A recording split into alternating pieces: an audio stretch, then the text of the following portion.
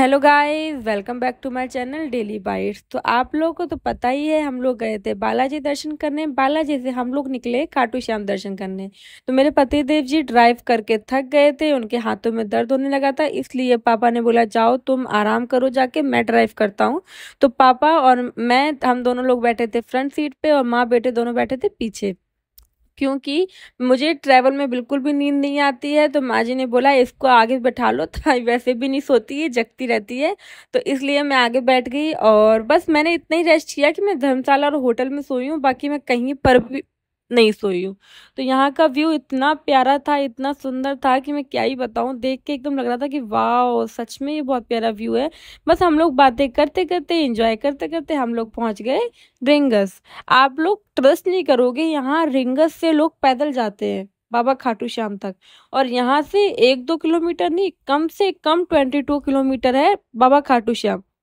मतलब जिन लोगों ने मन्नत मांग रखी होती है, या फिर कुछ मान मनौती कर रखी होती है, या फिर कोई मतलब बहुत ज़्यादा उनमें उनकी भक्ति में लीन होता है, तो वो लोग यहाँ से रिंगस से खाटू श्याम तक पैदल बाबा के पास दर्शन करने जाते हैं। कुछ लोग नंगे पैर भी जाते हैं, कुछ लोग स्लीपर पहन के भी जाते हैं, लेकिन जो भी जाता है पैदल उसके पास ये झंडा और उसमें नारियल जरूर होता है। कहते हैं ना, बाबा खाटू श्याम भी अंदर शक्ति देते हैं जाने की। नहीं तो इतनी धूप में और गर्मी में कोई कौन ही जा सकता है, वो सबको ही पता है, कोई नहीं जा सकता, बहुत धूप होती है। बस हम लोग पहुंच गए थे बाबा खाटू श्याम। ज़्यादा दूर नहीं था वहां से, मतलब 22 किलोमीटर था।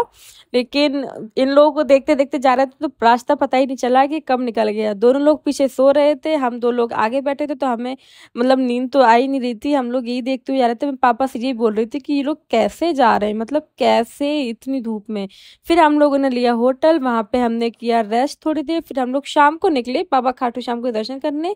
मेरे होटल से मुश्किल से 100 मीटर की दूरी पे था बाबा खाटू श्याम का मंदिर। तो हम लोगों ने शाम का प्लान किया कि चलो आज शाम को चलते हैं दर्शन करने, ताकि ज़्यादा धूप भी नहीं रहे और थोड़ा ठंडा भी हो जाए मौसम। फिर हम लोग पहुंच गए बाबा खाटू श्याम के दर्शन करने। पहले यहाँ पे कुछ केस हो गया था शायद, मतलब कुछ पब्लिक कोई एक्सीडेंट हो गया था, कुछ लोग खत्म हो गए थे।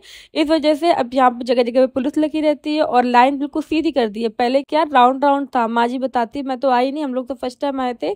तो बस फिर हम लोग पहुंच गए थे खाटू श्याम। मैंने गुलाब का फूल ले रखा था बाबा को देने के लिए।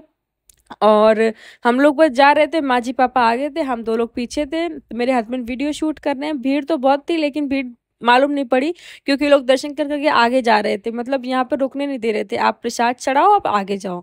फिर बस एकादशी आने वाली थी, बाबा का जन्मदिन, तो यहाँ पे पूरा रियल फूलों से सजा रखा था। इतना सुंदर मंदिर लग रहा था। अभी तो ये आधा सजा है, वो कह रहे थे कि अभी आधा सजा है, अभी आप 3-4 दिन रुकोगे तब आप देखो कितना सुंदर लगेगा। तो इतना टाइम नहीं था हमारे पास, क्योंकि होली आने वाली थी और दूसरा हमारी छुट्टी भी खत्म होने वाली थी।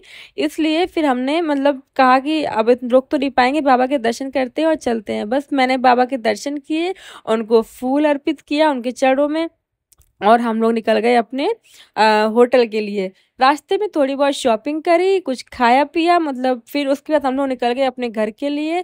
और रास्ते में फिर हमने क्या किया, हम मुरैना में रुके, जहाँ पर हमने खाना खाया सभी लोगों ने। और फिर हम लोग अपने घर के लिए निकल पड़े। अगर आपको मेरा ये प्यारा सा ब्लॉग पसंद आया हो, तो प्लीज़ इसको लाइक शेयर और सब्सक्राइब करो, और मेरे चैनल पे कमेंट करो। Thank you guys, bye bye. बाबा खाटू श्याम की जय।